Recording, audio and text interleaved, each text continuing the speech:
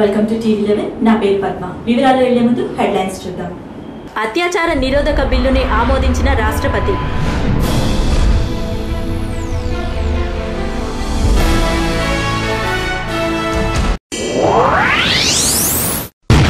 ఐపీఎల్లో Kolkata night riders శుభారంభం.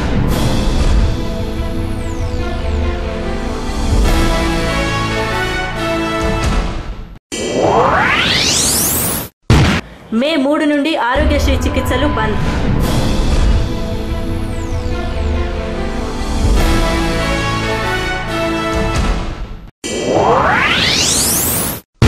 Nellore జిల్లాలో ముగిసిన సీఎం పర్యటన.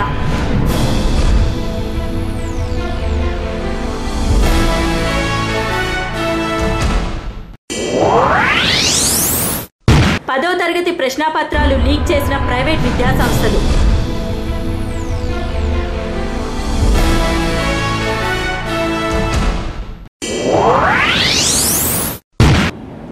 News in details.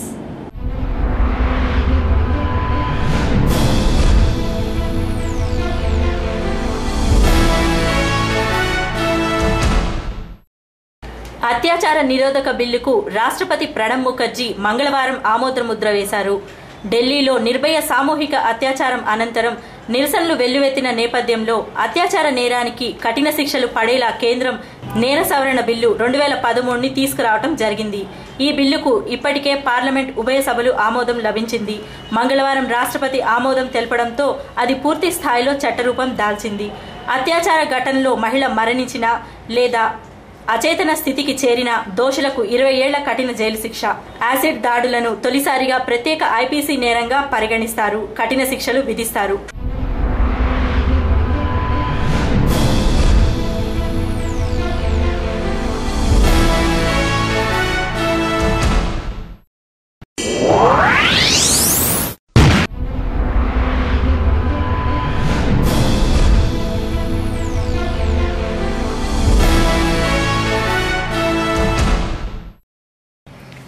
ఐపీఎల్ 6 ఆరంభ మ్యాచ్లో కోల్కతా నైట్ రైడర్స్ 6 వికెట్ల తేడాతో శుభారంభం చేసింది.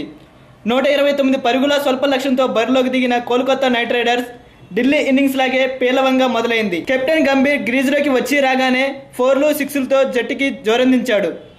8 బంతులు మిగిలి ఉండగానే 4 వికెట్లు కోల్పోయి లక్ష్యాన్ని ఛేదించారు. స్టార్ ఆటగాళ్లు దూరం అవడంతో ఢిల్లీ సారథి జయవర్ధన్పై మోయలేనంత భారం పడింది. నరేన్ స్పిన్ మాయాజాలంతో ఢిల్లీ జట్టు ఆటగాళ్లు జయవర్ధన్కు సహకరించలేకపోవడంతో జట్టు పరాజయం పాలైంది. నరేన్ తొలి మ్యాచ్లోనే తన స్పిన్ మాయాజాలంతో ఢిల్లీ జట్టును ముప్పతిప్పలు పెట్టించి నైట్ రైడర్స్ విజయానికి కీలకంగా మారాడు. ఐపీఎల్ 6 సీజన్లో భాగంగా ఈ రోజు రాత్రి 8 గంటలకు రాయల్ ఛాలెంజ్ బెంగళూరుతో ముంబై ఇండియన్స్ తలపడనుంది.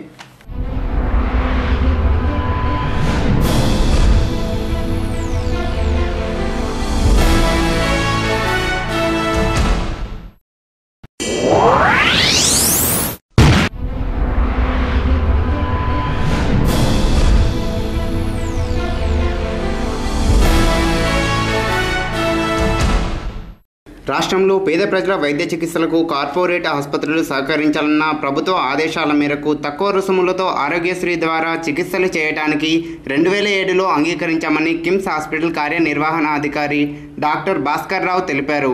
కానీ గత 6 ఏళ్లలో విద్యుత్ మరియు ఇతర ఛార్జీలు భారీగా పెరుగుదల కారణంగా ఆరోగ్య చికిత్సల మొత్తాన్ని ప్రస్తుతం చెల్లిస్తున్న దానికి కనీసం 30% పెంచాలని ప్రైవేట్ ఆసుపత్రుల సంఘం, ఆంధ్రప్రదేశ్ సూపర్ స్పెషాలిటీ ఆసుపత్రుల సంఘం ప్రతినిధులు ప్రభుత్వాన్ని డిమాండ్ చేశారు. ఈ విషయం పట్ల గత 3 సంవత్సరాలుగా ప్రభుత్వానికి విన్నవించినా ఏ స్పందన లేని కారణంగా మే 3 నుండి చికిత్సలు నిలిపివేయాలనే నిర్ణయం తీసుకున్నామని తెలిపారు.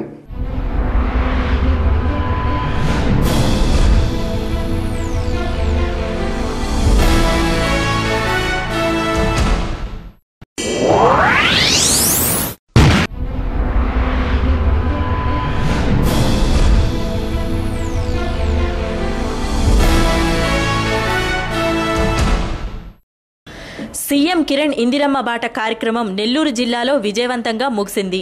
గత 3 రోజులుగా సీఎం కిరణ్ నెల్లూరు జిల్లాలోని పలు ప్రాంతాల్లో పర్యటించారు. ముఖ్యంగా జిల్లా అభివృద్ధికి 1250 కోట్ల రూపాయలు మంజూరు చేసినందున ప్రజలు హర్షం వ్యక్తం చేశారు. జలప్రభ పథకం, కేజీఆర్ పాలెం హైలెవెల్ కెనాల్ పనులను, మెడికల్ కాలేజీ నిర్మాణానికి శంకుస్థాపన వంటి కార్యక్రమాలను ప్రారంభించారు. మొత్తానికి సీఎం కిరణ్ నెల్లూరు జిల్లా ప్రజలపై వరాల జల్లును కురిపించారు.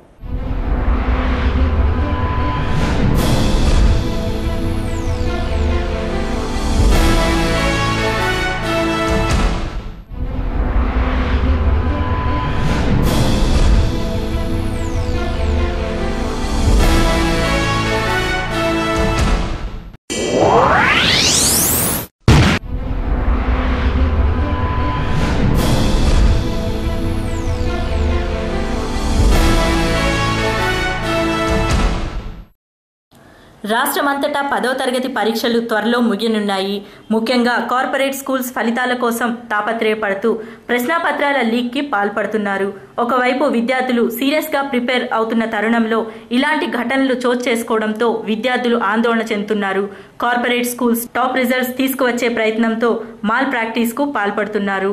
పరీక్షలకు అరగంట ముందే పేపర్ లీక్ చేసి SMS ద్వారా విద్యార్థులకు పంపడంతో అవి చూసి నేర్చుకుని వచ్చే విద్యార్థులను ఆలస్యంగానైనా అనుమతిస్తున్నారు.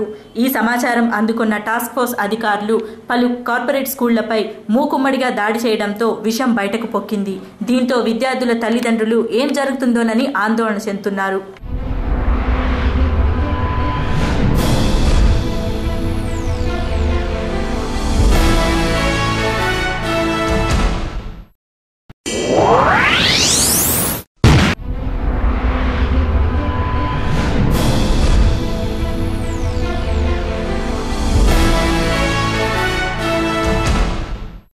గత ఏడాది అక్టోబర్ 2న పాదయాత్ర ప్రారంభించిన చంద్రబాబు 2600 కిలోమీటర్లు మైలురాయిని అధిగమించారు. వస్తున్న మీకోసం పాదయాత్ర ఈ నెల 27తో ముగించనున్నారు. ఆ తర్వాత స్థానిక సంస్థల ఎన్నికలపై దృష్టి పెట్టాలని చంద్రబాబు నిర్ణయించారు. అనంతరం జూన్లో బస్సు యాత్రను చేపట్టి 2400 నియోజకవర్గాల్లో ప్రజా సమస్యలపై పర్యటించనున్నారు. ఈ నెల 27వ తేదీలోగా 90 నియోజకవర్గాల్లో ఆయన పాదయాత్ర చేస్తారని పార్టీ వర్గాలు అంచనా వేస్తున్నారు. ప్రస్తుతం తూర్పు జిల్లాలో పాదయాత్ర కొనసాగిస్తున్న చంద్రబాబు యువతకు ఎక్కువ ప్రాధాన్యత ఇస్తామన్నారు. ప్రజా సమస్యలకు కాంగ్రెస్ పార్టీయే కారణమని చంద్రబాబు విమర్శించారు. ఎక్కువ ప్రాధాన్యత ఇవ్వాలని చెప్పి నేను కొన్ని కార్యక్రమాలు ఆ రోజు స్టార్ట్ చేశాను. ఆ రోజు నేను ఆలోచించింది అందరినీ బాగా చదివించి ఆంధ్రప్రదేశ్ని ఒక నాలెడ్జ్ స్టేట్ గా తయారు చేయాలని చెప్పి ఒక ప్రణాళిక తయారు చేశాను. ఆ తయారు చేయడంలో మీరు చూస్తే ప్రతి ఒక్క కిలోమీటర్కి ఎలిమెంటరీ స్కూలు, 3 కిలోమీటర్కి అప్పర్ ప్రైమరీ స్కూలు, 5 కిలోమీటర్ల హై స్కూల్, మండలానికి జూనియర్ కాలేజ్, రెవెన్యూ డివిజన్లో ఇంజనీరింగ్ కాలేజ్, జిల్లాలో మెడికల్ కాలేజ్. మీరు ఏ చదువుకోవాలన్నా అన్ని జిల్లాల్లో ఉండేట్టుగా చదువుకు ప్రాధాన్యత ఇచ్చాం.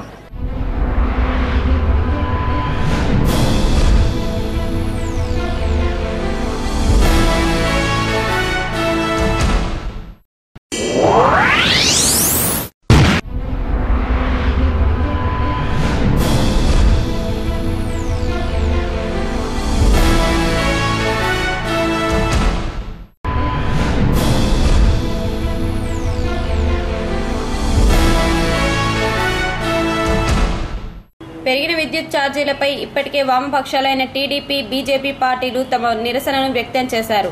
బీజేపీ ఎమ్మెల్యేల దీక్షను పోలీసులు భగ్నం చేసి నిమ్స్ ఆసుపత్రికి తరలించారు. అయినా దీక్షను విరమించేది లేదని, ఆసుపత్రిలో దీక్షను కొనసాగిస్తామని తెలిపారు. ఇప్పుడు తాజాగా వైసీపీ ఎమ్మెల్యేలు చేపట్టిన దీక్ష 3వ రోజుకు చేరింది. వైసీపీ గౌరవాధ్యక్షులు విజయమ్మ మాట్లాడుతూ దీక్షను ఎట్టి పరిస్థితుల్లోనూ ఛార్జీలు తగ్గించేదాకా విరమించమని, ఈ విషయంపై తీసుకునే నిర్ణయాన్ని అసెంబ్లీ ద్వారా ప్రజలకు చెప్పాలని సూచించారు. ఇప్పటికే దీక్షలో పాల్గొన్న 4 ఎమ్మెల్యేలకు బీపీ, షుగర్ లెవెల్స్ తగ్గాయని సూచించారు.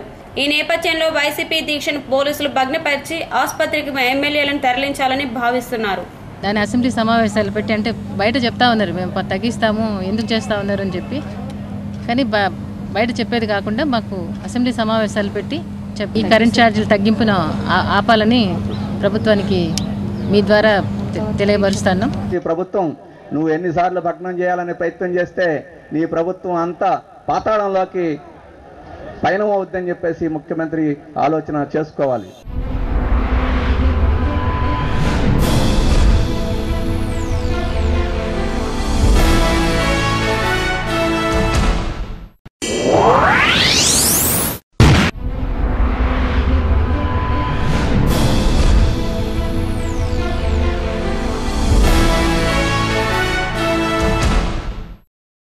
విజయవాడ సింగ్నగర్కు చెందిన శ్రీనివాసరావు స్థానికంగా కేబుల్ సెంటర్ నడుపుతూ ఉంటాడు. తన కుమార్తె సుష్మప్రియ మాంటెసరీ కళాశాలలో బీఎస్సీ మొదటి సంవత్సరం చదువుతుంది. కాలేజీకి వెళుతున్నానని చెప్పి వెళ్ళిన తమ కూతురు మళ్ళీ తిరిగి ఇంటికి రాలేదు. దాంతో అనుమానం వచ్చిన సుష్మప్రియ తల్లిదండ్రులు పోలీసులకు ఫిర్యాదు చేసి పరిసర ప్రాంతాల్లో వెతకసాగారు. రంగంలోకి దిగిన పోలీసులు తను చదువుతున్న కాలేజీలో విచారించగా చివరిసారిగా తనని డ్రైవర్తో చూసినట్లుగా తన స్నేహితులు తెలిపారు. దర్యాప్తు చేపట్టిన పోలీసులకు డ్రైవర్ రామకృష్ణారెడ్డి తెనాలిలో కనిపించాడు. అతన్ని అదుపులోకి తీసుకుని విచారించగా కారుని నిలిపి ఉంచిన స్థలాన్ని పోలీసులకు తెలిపాడు. దాంతో కారును గుర్తించిన పోలీసులు కారులో సుష్మప్రియ మృతదేహాన్ని కనుగొన్నారు.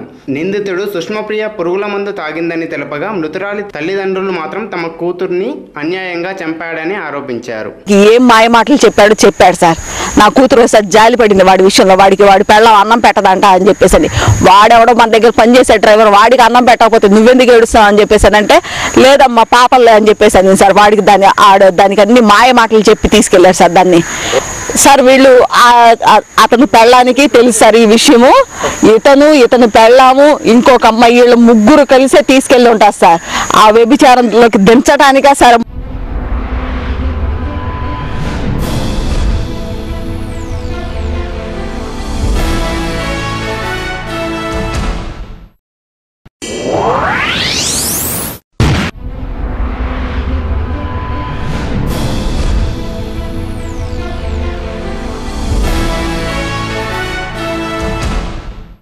సినీ నటి ఎంపీ జయప్రద తిరుమలలో శ్రీవారిని దర్శించుకున్నారు. ఆమె జన్మదినోత్సవ సందర్భంగా శ్రీవారి సేవలో పాల్గొన్నారు. అనంతరం తన జన్మదిన వేడుకలను తిరుమల విశ్రాంతి భవనంలో నిర్వహించుకున్నారు. దైవ కార్యక్రమాలు మినహా ఇతర కార్యక్రమాలు, వ్యక్తిగత వేడుకలు తిరుమల క్షేత్రంలో నిర్వహించడానికి వీల్లేదు. అందుకు భిన్నంగా అభిమానుల కోలాహలం మధ్య కేక్ కట్ చేయడం, పూలమాలలు ధరించడం లాంటి చర్యలకు జయప్రద పాల్పడ్డారు. చిత్తూరు జిల్లాకు చెందిన భూమన అభినయ రెడ్డి తిరుమల క్షేత్రానికి 15 కిలోమీటర్ల పరిధిలో మద్యం అమ్మకాలు నిషేధించాలని హైకోర్టులో వ్యాజ్యం దాఖలు చేశారు. రాష్ట్ర ప్రభుత్వంతో పాటు ఎక్సైజ్ శాఖ కమిషనర్, చిత్తూరు కలెక్టర్ని ప్రతివాదులుగా చేర్చారు.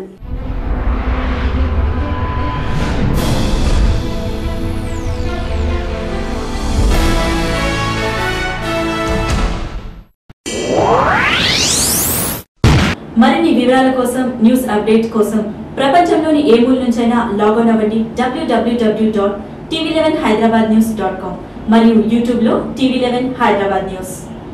This is Padma signing up. Bye.